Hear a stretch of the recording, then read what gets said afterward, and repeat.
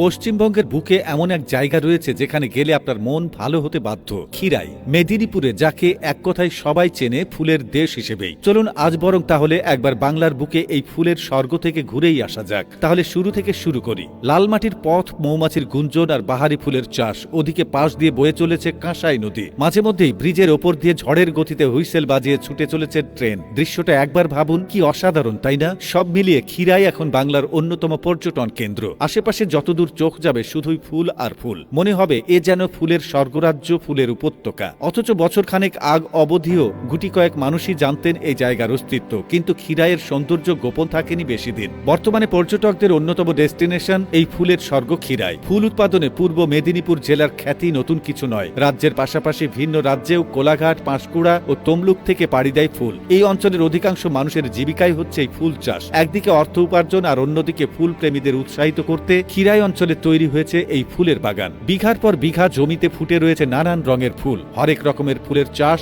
আর তার বিচিত্র রূপ দেখে কখন যে সময় কেটে যায় তা বোঝাই মুশকিল। রং বেরঙের গাঁদা, চন্দ্রমল্লিকা, ডালিয়া, গোলাপের মহাসমাহার। আর বাহারি ফুলের এই মেলা দেখতে সেখানে একবার গেলে ফিরে আসতে মন চাইবেই না কিছুতেই। খিরাই যেন দৈনন্দিন জীবনের ব্যস্ততার মাঝে একটু বেঁচে থাকার অক্সিজেন। এমনকি এখানে পর্যটকদের স্বাগত জানানো হয় ফুলের তৈরি টাইরা, বেল্ট ও মালা দিয়ে। চোখ ঘোরালেই দেখতে পাবেন মাইলের পর মাইল চাষ হয়েছে ক্যালেন্ডুলা, চন্দ্রমল্লিকা, আরো কত কি। নিজের ছন্দেই বয়ে চলেছে কাঁসাই নদী। মাঝে মধ্যেই সেই ব্রিজের উপর দিয়ে ছুটে চলা ট্রেনের আওয়াজ কানে আসবে। কি ভাবছেন ফুলের এই রাজ্যে পৌঁছাবেন কি করে? খুবই সহজ। পূর্ব মেদিনীপুরের খিরাই পৌঁছানো খুব একটা কঠিন নয়। আদতে হাওড়া থেকে খড়গপুর কিংবা মেদিনীপুর লোকালে চেপে পৌঁছে যান খিরাই। পাঁশকুড়ার পরের স্টেশনে এই খিরাই স্টেশনে নেমে রেল লাইন ধরে পাঁশকুড়ার দিকে প্রায় 2 কিলোমিটার হাঁটলেই আপনার চোখে পড়বে কংসবতী নদী। নদীর দুধারে চাষ হচ্ছে ফুল। আর কাঁসাই ব্রিজ পার হলেই পৌঁছে যাবেন ফুলের স্বর্গরাজ্যে। সেখানে পৌঁছলেই চোখে পড়বে শুধু ফুল আর ফুল। জমির পর জমি, বিঘার পর বিঘা, নানান রঙের গাঁদা